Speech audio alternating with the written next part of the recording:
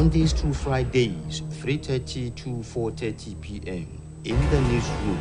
You can't afford to miss it. Yes, you can't afford to miss it. You are welcome to yet another edition of this program in the newsroom. No doubt, July 16th,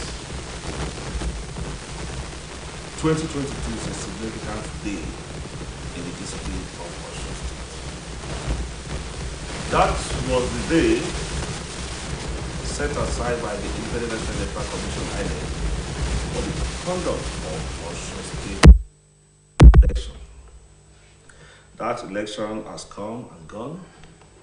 A winner has emerged according to INEC, and that is PDP governorship candidate, Senator Ademola Adeleke. We'll take a look at all activities, events surrounding or that surrounded that election. The Executive Secretary of Tertiary Education Trust Fund, TED Fund, Sonny Echonolu, has given reasons why the federal government will continue to establish more universities in spite of the opposition by the Academic Staff Union of Universities, ASU. The Pan-Yoruba Socio-Political Organization Afenifere has described the directive of President Muhammadu Buhari to the army to wipe out terrorists and insurgents as a repetition of orders which no longer evoke substance. These are the issues we are taking a look at on today's edition of this program. You are welcome once again. My name is Abiodun Oladele. And we have in the newsroom, as usual, a veteran journalist, a pioneer Director General, the Division Service Igbo. Saki, you are welcome. Thank you, Biodun. It's a pleasure being here. Good afternoon, viewers. We also have in the house the producer of this program, Dayo Olanigweko. Good afternoon. You are on here today, not working behind the scene. And I'm happy to be in the news too. Good afternoon, viewers. Now, Saki, let's look at. A winner at the match has been announced. Let's look at that exercise, the election itself. Will you say it was peaceful? Yes, it was peaceful. From all reports gathered, because I was at a particular location, so I couldn't say I was everywhere, and it's not even possible. If I were to be a reporter, maybe I would say I went to 1 or 2, 3 places, but where I was, where I voted, very, very peaceful. From the reports which we have all been hearing, it's about the most peaceful election conducted in Osun State anyway, since the creation of the since the commencement of this republic. Is about the most peaceful election. Very orderly, and the election umpire also did very well. The security also did very well. The electorate also did very well. And the politicians also played their part. Maybe we'll go into details, but going by in answer to your question, it was very peaceful. It was very peaceful. Okay. Some people will say, you see, no matter how clear the cloud might look, you still see some tint of darkness. You are a journalist. Did you observe any?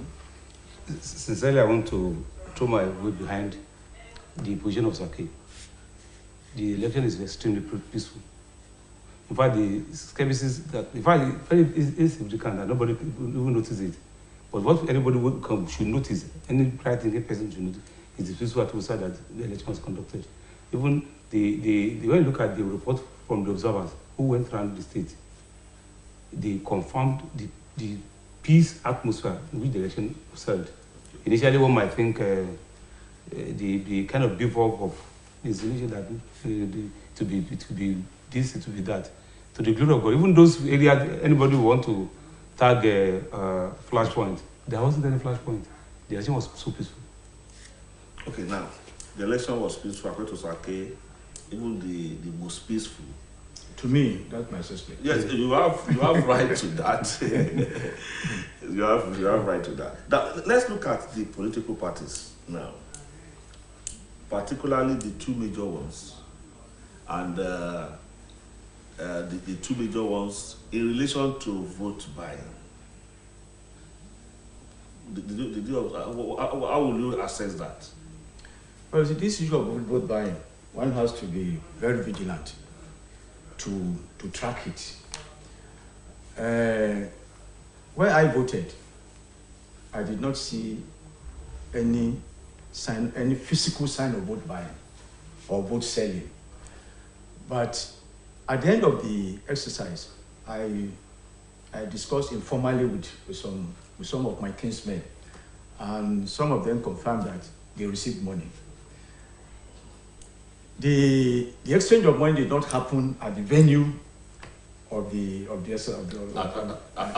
polling unit. At the polling unit. What he confided in me was that after the voting, they were told to go to one particular location that is not too far from the voting unit to collect. And I said, how much were you giving? He said 5,000 naira. That is as far as I did not see it. So in the area of physical exchange, those who engage in that kind of buying and selling, trading, they do it discreetly because they know it's a crime, it's an offense. So they know the sellers and they know the buyers and they know the venue where they go to transact the business. So I've heard stories of people selling their wood, particularly at least the one I've narrated now. It's a kind of confirmation, though I did not see it physically. They will not come to you because they may assume that you are a rich man or because you are a journalist, so that you won't expose them.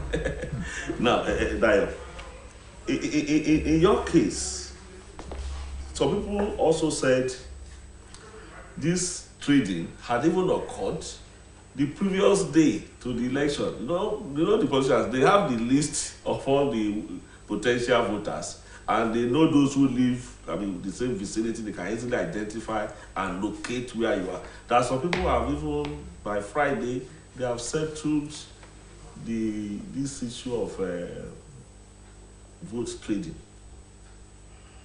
Did you hear something? Did you hear something about that? What? I voted. I was opposing to vote before I started this job as a journalist, and honestly, I voted in my ward 13 at initial.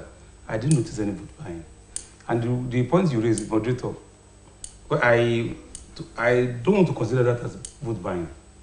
If it's an inducement. It's an inducement. If the whatever is called the buying and the selling did not come up on the day of the election, I wouldn't call it an assistance. I wouldn't describe that. If it didn't come on the day of election. It wasn't the day of the election. Okay, Latif Agbola, you are welcome. What's your take on this? Well, one thing is that it was very glaring that there was vote buying. Did you see? Well, yes. You see, the reality of the matter is this. He's younger. He's on the. You cannot only pinpoint a particular political party. Okay. What they do is this. Majority of this polling units fell on school premises. Some people will go at the back of classrooms to coordinate what is going on the line. Then while some they connect with those who sell food at the polling centers. For example, when you are the prospective seller of your vote, you go as if you want to buy rice from the rice seller. You buy rice and your change will be like 3,000 or 4,000. I don't know when they did have a full 5,000 change. That's how they did it. But you cannot say this is political because they won't wear any cloth that will indicate to identify them. But that there was no vote buying. No, I cannot agree. Now, Saki, I want you to look at this last election. Thank God you have covered several elections. Since the commencement of democracy in Nigeria, you have seen it all. Now coming to Osun State, what would you say are the factors that influence the outcome of that election? Well, you see, in any election, there will be a winner, there will be a loser. Or there will be a winner, there will be losers. Because it's not a game between two people. And that's exactly what happened last Saturday. You see, the responsibility of winning was much heavier on the incumbent party, incumbent government. And they did everything. And those also who... Or you say the burden of winning. Yeah, the burden of winning. The burden of winning. And they did everything to achieve that. And those who also wanted to snatch power from them also rose up to the occasion. And so many sentiments were whipped up. You know, it's more or less putting the government on trial. I mean, we are not able to do this. We will come in, we will do this. And the government will say, I'm able to do this. It was then left to the electorate to decide whether the government did what he said had done, and whether the electorate will believe those who that they will be able to do better. So the electorate, at the end of the day, were the final deciders. And that is exactly what happened. And the government tried its best, but there were some areas that the government did not show, was not sensitive to. You see, the government or APC? I mean, that's the government. The ruling party. Is the party in power. Okay. You see, maybe you now want us to do some assessment, isn't it? If you pick the governor himself, the governor is a complete gentleman. You know, a man with few words. A man who says he believes, he says he does what he says. Or what he thinks he can be able to do. But you see, some of his foot soldiers were arrogant with power. Arrogant with power. They behaved as if they could talk down on anybody. And you see, the electorate has become more civilized, more sensitive to this kind of behavior. You know, when you talk down on any, because you are in government, we are forgetting that it is transient. Temporary. Yes. So, in as much as the governor tried his best, as a complete gentleman, but those who surround him, because they are still there, you know, they do not help matters. And there are some promises that the governor also made during his campaign in 2018, which some people believe he did not fulfill, particularly in the area of payment of salary arrears and pension arrears. Outstanding salary. Okay, Dayo, do you have anything to add? Well, I have little things to add in respect of that. Don't forget that, like Saki said, the ruling government, the ruling parties are the receiving end. Let me the defensive. On the defense. On the defense, and there are so many pressure from other 14 other political parties. Everybody is attacking them. It's like the government is on the defensive, and there's this bombardment of attack. So I think that is one of the reasons I felt. The party lost the election. Okay, Lateef Agbola. What would you say because we also have internal wranglings in PDP, but because PDP won, it may be difficult to prove now or say that it affected their chances. But to the APC, it may be convenient to say that the internal wranglings affected their fortune because they lost. Do you agree with that? Yes, I agree. You see, that unresolved crisis within the APC family was a very, very big factor in who wins or who loses the election on Saturday. May I tell you this? I've always worked with undercover observers. Okay. When you work with them, you don't divulge their information until they are true and release the information outside. They pay you. What I got was this, that the other side of the other faction of the APC, the top, they have like 5 factions, 4 together, 1 outside. The one that is outside is with the government in power. They are not as many as the rest 4. The rest 4, we have the one that's decamped, That's where we saw the likes of Kalokolako Alimi, Abi Yodunlade, and the rest. There are some who are in the party, but they are not with the spirit of let the party win. There are some who just are stay aloof. Yes, they stood aloof. Sit down. Yes, that's what I was looking for. They didn't even bother.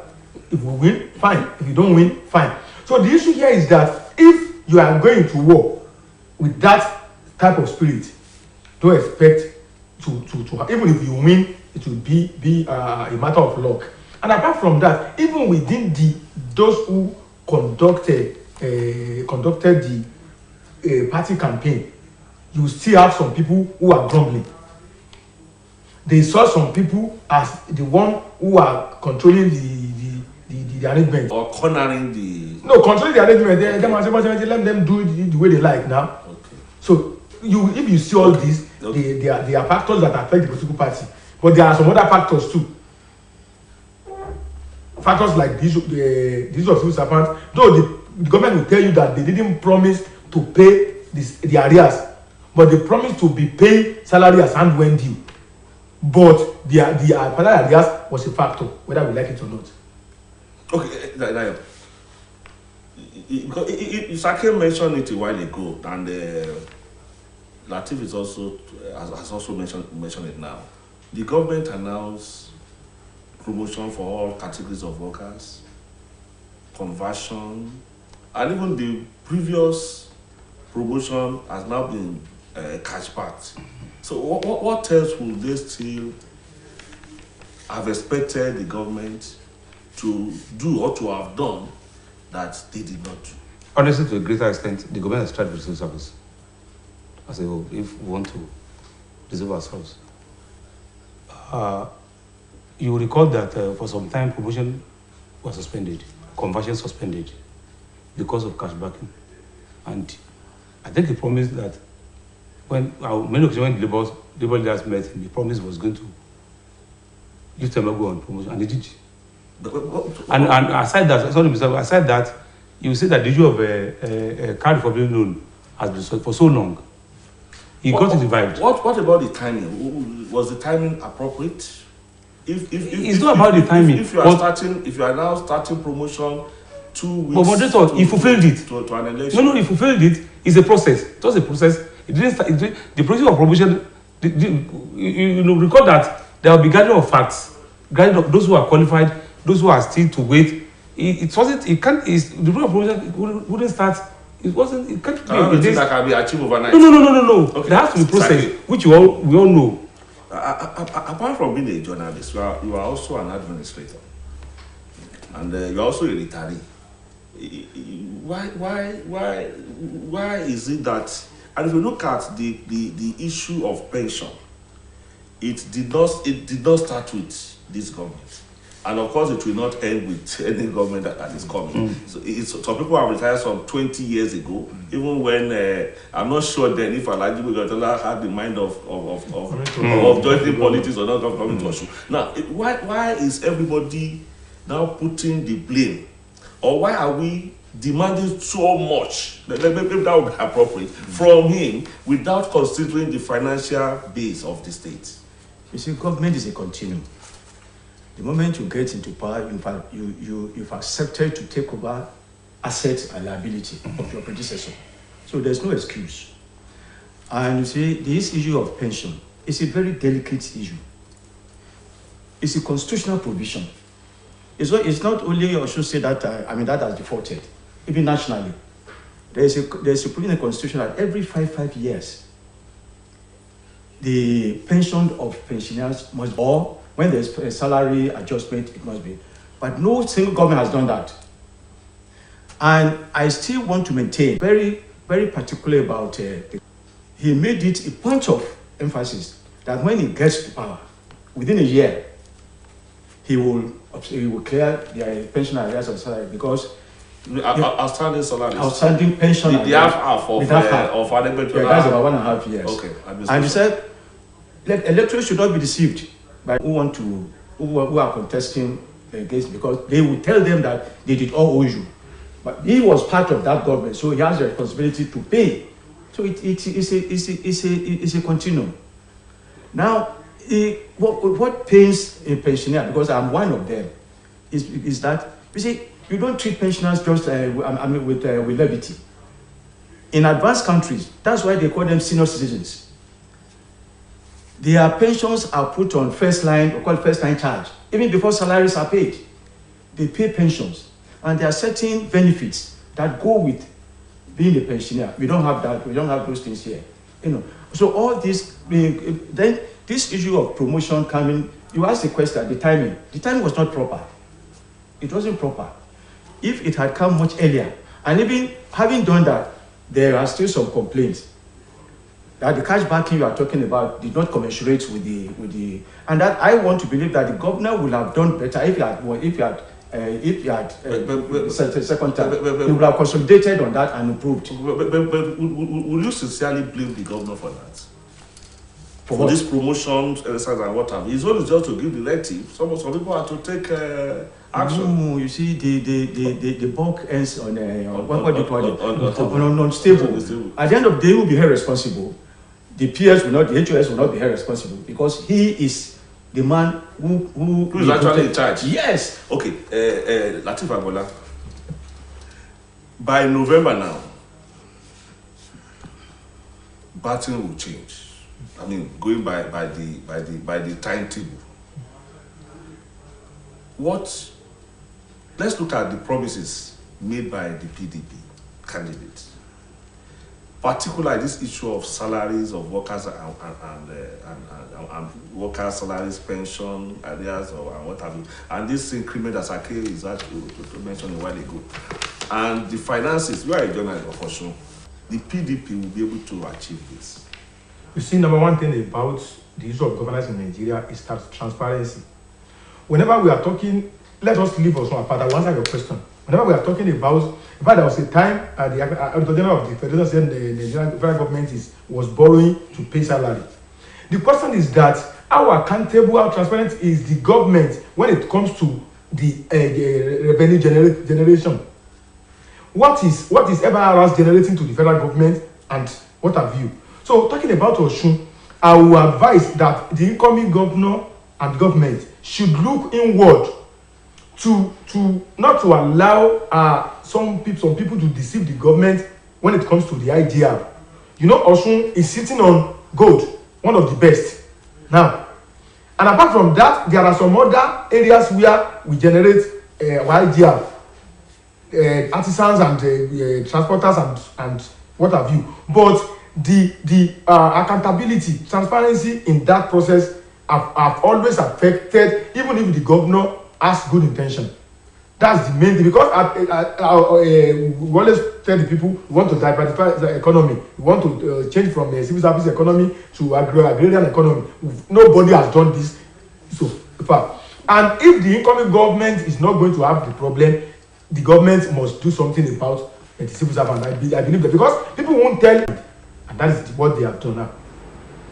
Well, I don't see it as a personal loss anyway. I mean, it is a party that lost, not an individual. So, what these promises made by the PDP, there are a lot of them, including Yobama. I told you, do you see Osun as the reality on ground? I said we don't want to tell the truth. Voters are now more educated. The electorate. The electorate. Then we're able to promise. We don't want to promise what we will not do, because Nigerians are ready to hold them by their words. Well, I read a popular lawyer. I think he wrote a small article a while ago before coming to the studio.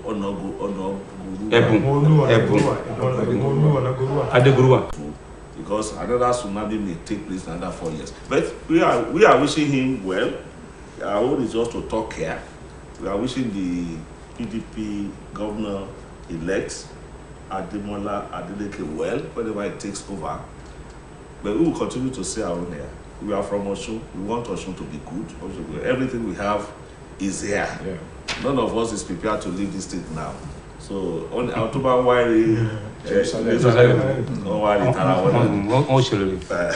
so we move to the next topic now. The third fund, that body is saying the federal government will continue to establish more universities in spite of the opposition by academic staff of universities. They are establishing more, meaning that we have not seen the last, at least under this administration.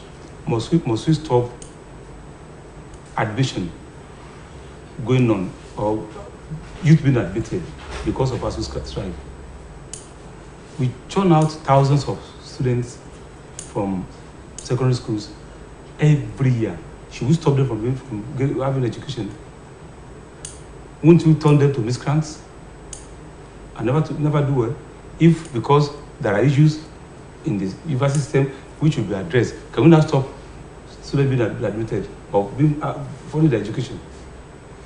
For me, third fund has not said anything bad, because there are issues within the government and the ASU, and so more universities must not be established.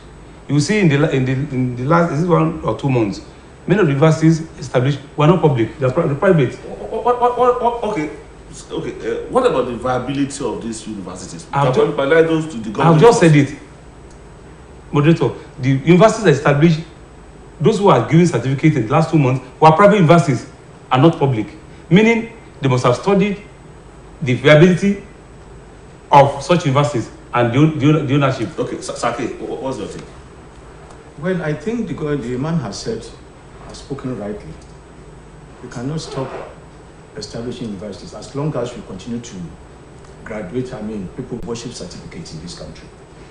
Because we believe more in certificates than competence.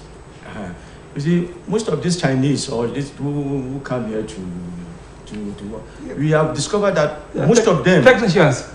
Most of them are not university graduates. Technicians. You see, if instead of strengthening our polytechnics and technical education, we concentrate more on university because we worship certificates. As at the last count, let me tell you, maybe the man did not tell you the number of universities we have.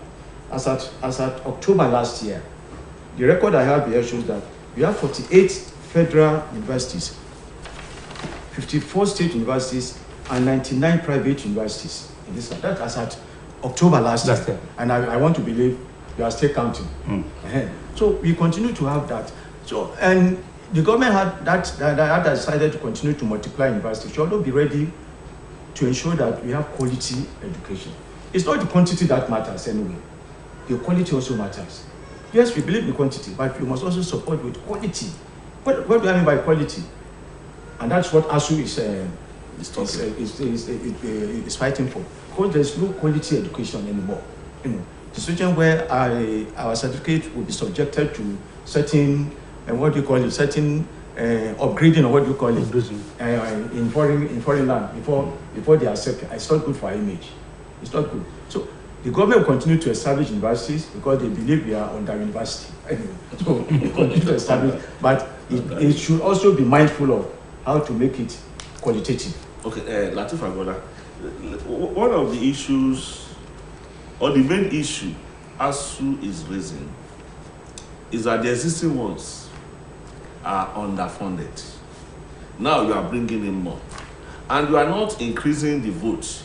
The UNESCO target of 26%, I'm not sure most states of federal government is making up to that. So that is the contention of ASU. Well, ASU is right. Then those who have spoken before me are also right. The reality of the matter is that we cannot, because of that, stop establishing more universities, because we are producing more school start holders. And you don't, because of underfunding, you tell them to stay at home, not to proceed. But there is one thing that is key in all this. How are they using the little fund they have been given? Because I believe all these funds they are talking about are because of research. Universities are for research. They are research-oriented institutions. How many research have our universities done to tackle our economic problem, to tackle societal problems?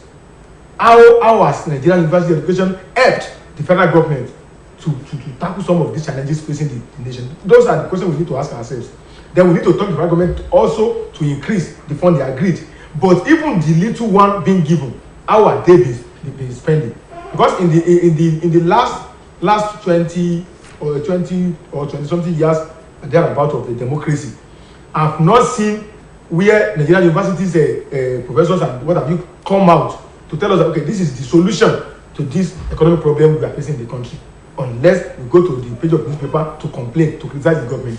Whereas we all have a role to play, and the role of the university education is to work on the research. Are they the ones that should go to government, or it's the government that should seek them? It's neither here nor there. The government may not know. The government may know and pretend as if it doesn't know. They should. It's their job. Let them go to the government and tell the government we are working on this. Okay, maybe if they are done through the universities, they are called citadels of learning. Exactly. And so go to advanced countries of the world. University help them work on research to find solutions to problems. Okay, Saki. If not let's say when a new university is established, the federal government will pick the VC of the new university from an existing federal university. The federal will pick the dean of arts, the dean of science, the dean of whatever from the existing university, depleting the figure in those universities. That is also some of the complaints. Is the federal government actually employing lecturers towards ensuring that we have enough teachers to go around? I think the ASU has also complained of shortage of lecturers, shortage of teachers. The statistics I gave you earlier also spoke about the staff. The staff, okay. The staff. You see, we have 100,000 academic staff in all universities in the country. 100,000. 100,000 academic staff. And 170,000 non-academic staff. And 2.1 million students. That's as at October last year. I don't know what. And you see, part of the grievances of ASU is on the staffing of. You have said it. When universities are established, they pick from the existing universities, thereby depleting the number of staff. The existing ones. And you see, when you talk of researches are not done just by mere. You have to fund researches. But some researches are foreign funded. Depending on the quality of those who want to engage. Because you see, part of the argument of ASU is that even research funds are no longer there. Even if they are ready to go into research, where are they? Where are the funds? That is the problem of this. And they have cried a lot. Universities are supposed, as he said, to be think tank for every government. But that is when you properly fund such universities. But it costs money. Researches cost money. So that is the problem. And if you don't fund them, the lecturers cannot use their salaries that are not even enough to do researches. So that is the problem. The government has to take deeper and greater interest in university education as long as we continue to worship certificates. Okay, you wanted to say so many things a while ago. Well, we are not supposed to throw the fault at the doorstep of the universities. You can imagine a professor of 20 years earning less than $8,000 in a month. No, let's talk about Naira. If you are converting, it's still a peanut. When you look at how much is that in Naira? When you look at what our politicians are earning, they know what the politicians are earning. That is the truth. As somebody who has been in some of them are collecting about 400 or 500,000. That's a professor of 20 years. Yeah, Mr. Moderator. And after they are talking about the UTAS, their own university tertiary salary scale, as against the IPPIs. But are you not, Saki? Are you not a professor in your own right? As far as my profession is concerned. You are a professor. So how much is your salary? So let's look at it from there, Dio. What is the system? It is the system that has created. It is the system that has created such. Don't forget. If you are, Don't forget. In journalism now, you should be a doctor. Don't forget. Is the procedure, the system that made a media industry to be talked under the government. That made make us members of the civil service being a parameter that was determining its own salary scale. If we are talking of salary now, we are still the civil service. So that is the system. It's the process. It's the process there. As against the university system. Well, the reality of the matter is that even in the past, teaching job was a job that one would like to be to engage in. But today, in fact, as a student, you won't like to become a lecturer when you are done with your education. So that means something is wrong somewhere. Is it not a reflection of the level of poverty in the country? Is that when you see civil servants, are you impressed? Something led to something. Generally, we can talk about the poverty. Agreed. Not alone the poverty. When you are doing a job and you are happy about that job, not about the remuneration alone, the environment, the conducive environment. See, when since ASU has been on strike 5 months ago. So what since February 14 or so. What kind of job? What kind of profession is that? What kind of job is that? So you must be very happy. Well, okay, like are we rich as journalists? We are not. But it is a job that we chose to do and that we are doing. We are doing it because we found this interesting. We are comfortable with it. But the question is that how many lecturer is comfortable with the job he is doing? They just saw it as alternative to laziness, alternative to nothing, to do nothing. That's how I see it, honestly. But it's not easy to be a lecturer. That's what I'm talking about. Particularly in the university to hold a PhD. That's what I'm talking about. That they should be made happy. Okay. On what they are doing. Well, another endless topic. We move to the third and final topic now. And Latif, I'm starting with you. Afenifere is saying enough of all these orders or directives from President Muhammadu Buhari to the Nigerian Army or the ICM forces to wipe out terrorists, that they no longer evoke substance. How do you see that? You can't tell Mr. President not to give order, honestly. Not to give directive. Yeah, he is in charge to give directive. But the question is how effective has been such directive in the past. That is what happened. Now, the issue is that I see a lot of factors affecting the effort of the federal government to tackle insecurity. And the major one is compromise. Compromise is in the sense that people who are living in all these areas, northeast, northwest, are the ones who are working as spies for these terrorists and bandits. They were the ones assisting terrorism to thrive. Exactly. So one of them was was to ban. That's where I'm going. in Zamfara State, an emir to ban a repentant bandit, quote unquote, as Serikin Fulani. And the emir has been suspended. So and the consequence is this: what are you telling the younger ones? Okay, Saki. That is profitable. That terrorism and banditry is profitable. Afenifere is saying, I'm not sure saying don't give orders, but when you are saying this, you are giving the same directive every day. Wipe them out, fish them out.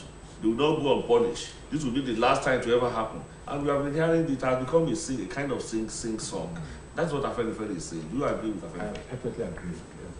I see it as a recycled directive. Just the same directive being recycled. Each time there is this attack, the next thing is to go back to the file and pick one of the directives and dish it out. It's a recycled directive, not backed up by action. You know, enough is enough. We have heard this so many times. Jonathan Kim said it. Enough is enough, and enough was not enough. We also had enough during Tafa Balogun's era as AIG. Yeah. You see, but with this present administration, I think it has been overwhelmed by insecurity. Like the one you are joking with, the bandit kingpin who was to ban. You learned about 100 bandits attended that the event. After attending the event, they went back to their hideout in full glare, not under the cover of darkness, and nobody arrested them. And they must have. Moderator, which challenges? Like Section 14 2B of the Constitution is clear. Before you talk of road, it said security and welfare. And security, let me in quote, reintegrating. What are you integrating?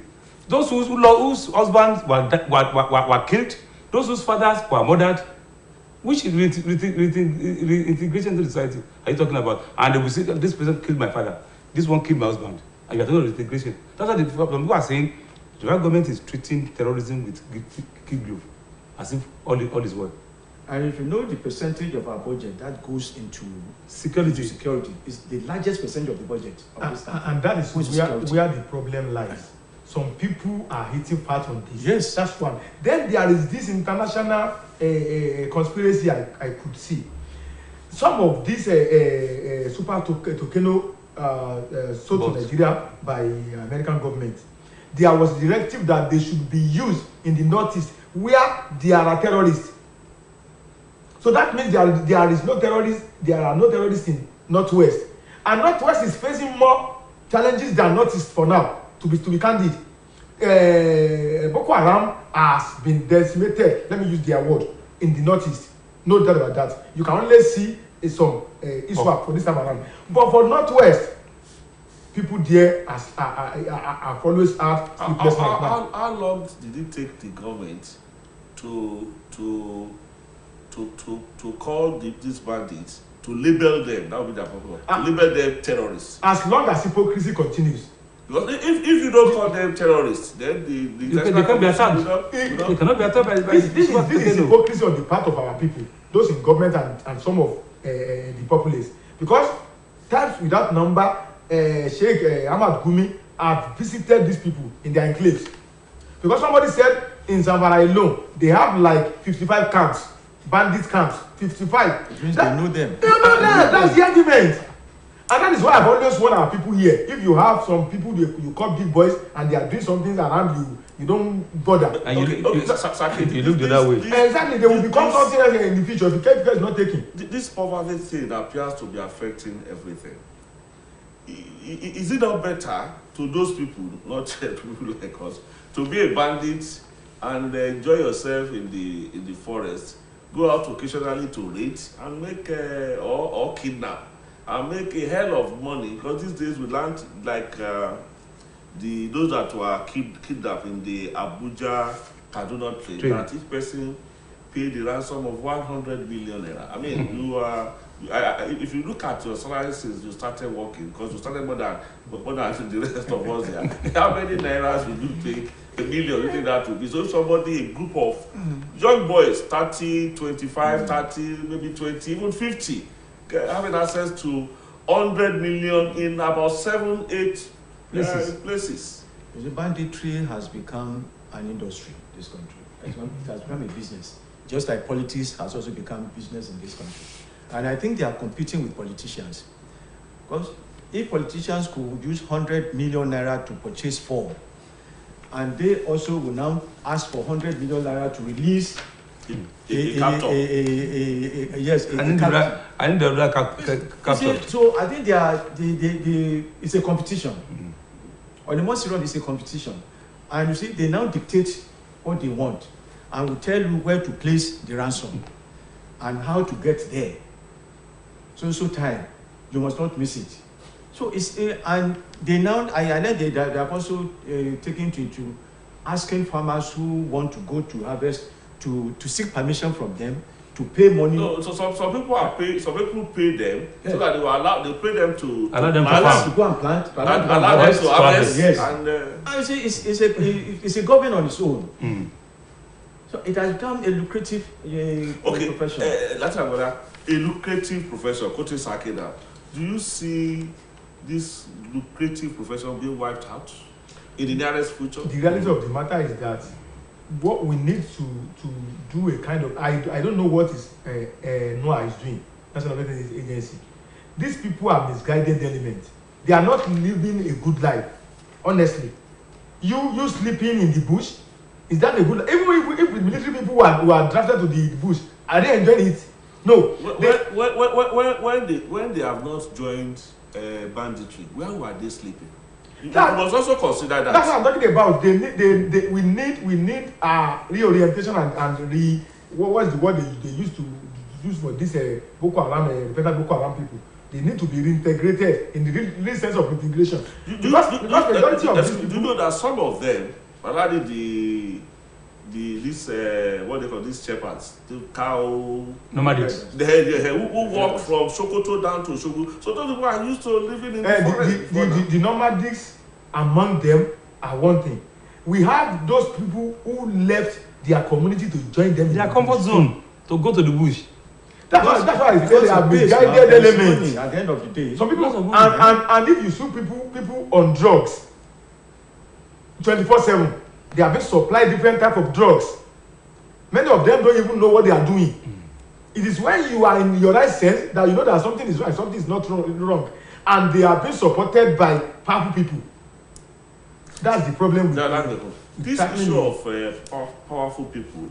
There was a time the federal government, through the Attorney General or through the Minister for Information, said they have some sponsors.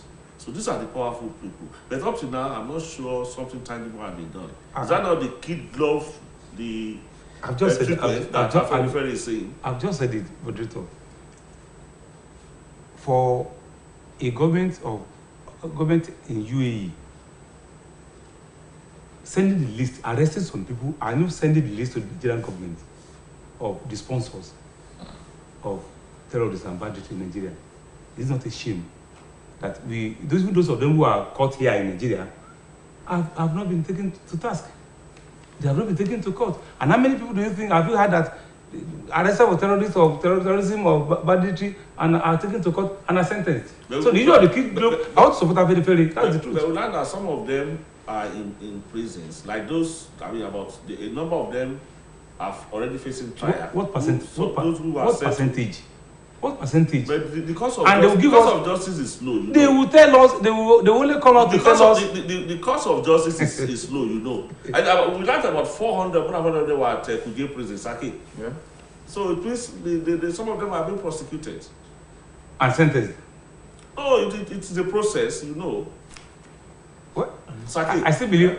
It's a lucrative profession. It is a lucrative. So do you see people leaving or abandoning a lucrative profession? I pray there will be a time that they will abandon it. But as at now, with the level of poverty you are facing, Okay, that's a tall order. Well, there's nothing. Let's have There's nothing impossible with God. Okay. I want to go biblical now. There's nothing impossible with God. So let's continue to pray. But from the look of things, I don't want to believe that this banditry has come to stay. In fact, countries that have passed through this kind of situation before, they are still battling with Afghanistan, Palestine, you know, and they are facing it squarely. Unlike us who are just fiddling with it. And you see, there is a pool from where they do recruitment, ready materials, ready, because there's poverty in the land, and these Almanjiris and why they constitute the pool from where they recruit. So as long as this group of people still exist, they'll continue to. But there was a time some state governments in the north attempted to eradicate Almanjira, but did they eradicate it? They didn't. They sent them to their home state. To their home state to continue life, and that is where these bandits do their recruitment. That's it. Endless. Or go to Saki, they will continue for at least for a while.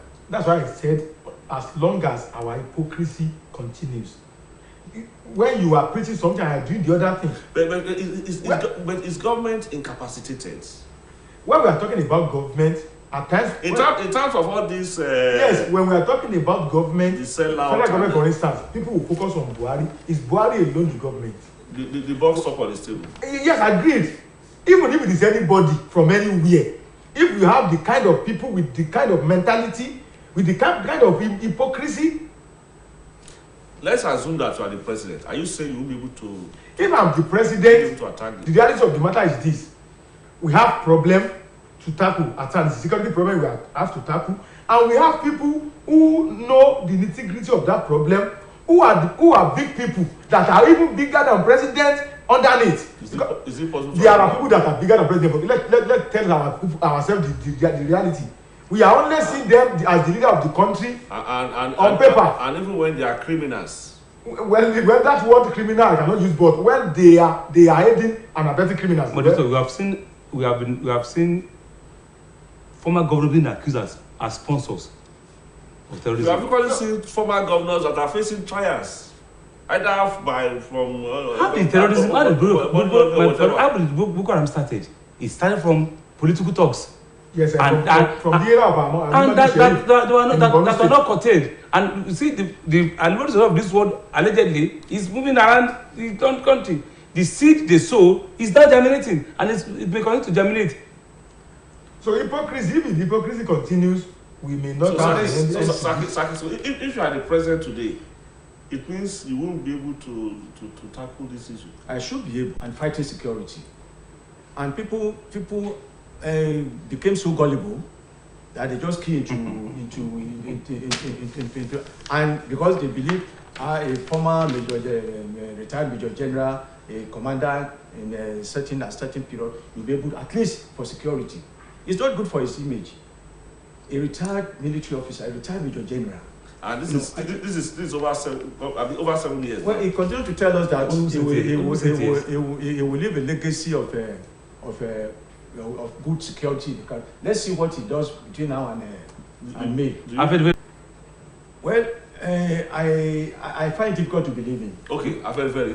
Even said enough of this lamentation. I want to quote that 11 months that's remaining is even enough for him to do something better. That's why you'll find that take. Well, I believe the political will is germane, is key. Whenever I don't want to defend Mr. President. This is not the real Buhari we expected. Or that you are looking forward to. Because of the aging. The man is aging. I don't think he is even in charge. That's you are bringing another issue to it. No, that's what I'm talking about. But we have service chiefs. We have remember there are instances whereby the chief of army staff will be invited to appear before the National Assembly and they won't go there. You send someone there. Expensive matter. So who is going to direct him to do the needful? Okay. If not the president. That's how far time will permit us on today's edition of this program.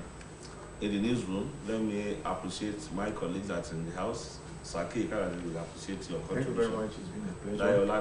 I will read the newsroom. You said it. Good to have you around. Thank you. And Latif, this is my second one. I'm always comfortable being yes, no, my friend will say he will not like us talking about prayer. But I know Nigerians, right-thinking Nigerians, let me put it that way, will pray that this insurgency comes to an end. My name is Abiodun Olalere. We'll see you some other time. Bye-bye.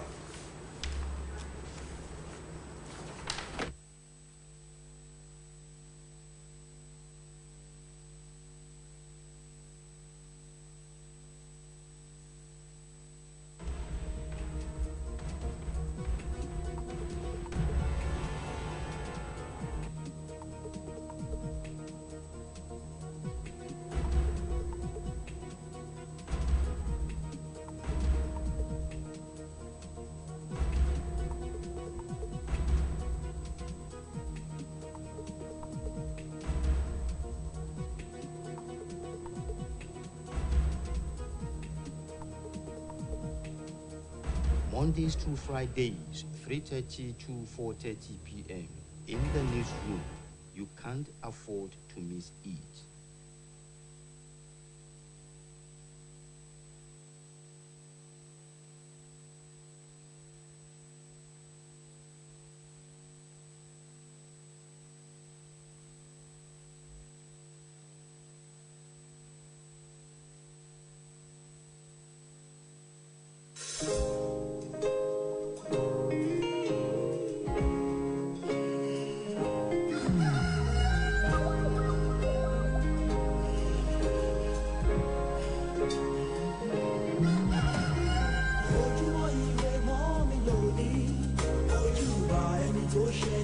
your